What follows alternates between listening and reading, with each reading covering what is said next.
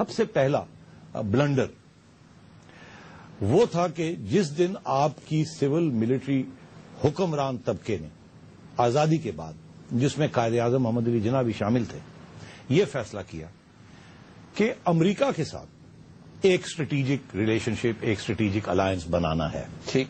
یہ پہلی حماقت تھی. وہ جو فیصلہ تھا کہ ہم نے نان الائنڈ نہیں رہنا، ہم نے کسی کیمپ میں نہیں جانا، ہم نے خود مختار ہونا ہے، اپنے پاؤں پہ کھڑا ہونا ہے، ایک جمہوری راستہ اختیار کرنا ہے، یہ سب چیزیں چھوڑ دی. ہم نے یہ کہا، ہماری قیادت نے یہ کہا کہ امریکہ کے پاس جاتے ہیں، انہیں کہتے ہیں ہمیں اپنا مرا بنائیں، ہمیں ہتھیار دیں، ہمیں پیسے دیں، ہم آپ جو کہیں گے اس ریجن میں آپ کے لیے کریں گے.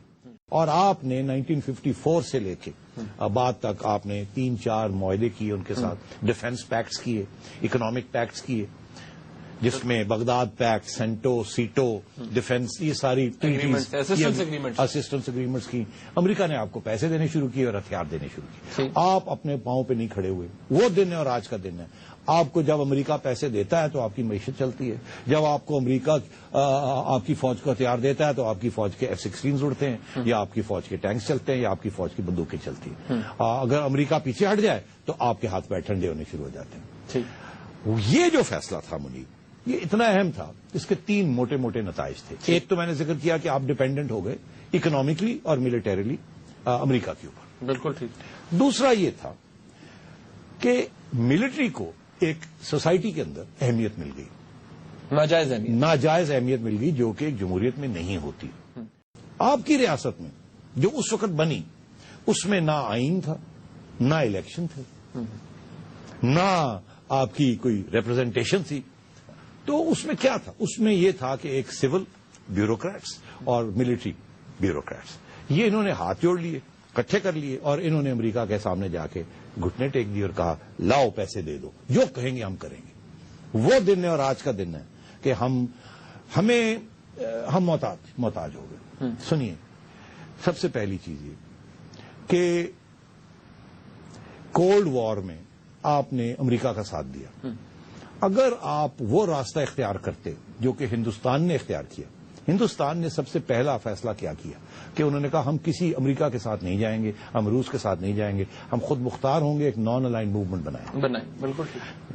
ہندوستان کی قیادت جس میں جواہر لال نہرو صاحب تھے، انہوں نے ٹیٹو صاحب یوگوسلاویا کے، سکارنو صاحب انڈونیشیا کے، اور ناصر صاحب ایجپٹ کے، ان کے ساتھ مل کے ایک نان الائنڈ موومنٹ، مطلب خود مختار موومنٹ، نہ ادھر کا نہ ادھر کا، خود اپنے پاؤں پہ کھڑے، وہ اس کی قیادت رکھی، اس کی بنیاد رکھی. اور وہ انہوں نے اپنی معیشت بھی خود بنائی، اپنی ہیوی انڈسٹری بھی خود بنائی، الیکشنز بھی کیے، فوراً انڈیا میں الیکشنز ہو گئے، آئین بھی بنایا، اور جمہوری ادارے بھی قائم کر دیے، جوڈیشری بھی قائم کر دی، اور میڈیا کو اجازت دی ڈیولپمنٹ کرنے کی. تو اس طریقے سے انڈیا ایک راستے پہ چلا گیا جو صحیح تھا.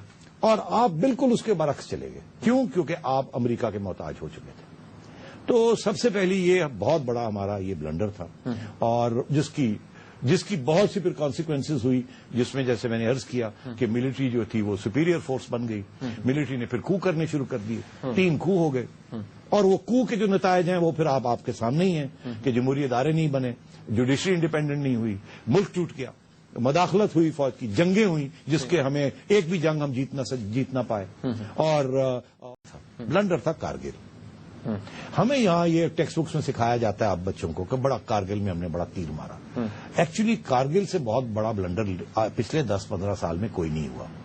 کارگل میں آپ کی فوج نے ایک مس ایڈوینچر کیا تھا انڈیا کے خلاف کشمیر میں، اور جو کہ جس کی وجہ سے آپ کو وہاں سے واپس بھی آنا پڑا، بے عزتی بھی ہوئی، امریکہ کا جا کے سہارا پھر لینا پڑا پریزیڈنٹ کلنٹن کا، اپنے اوپر جو مصیبت آ چکی تھی اس کو نکلنے سے اس سے.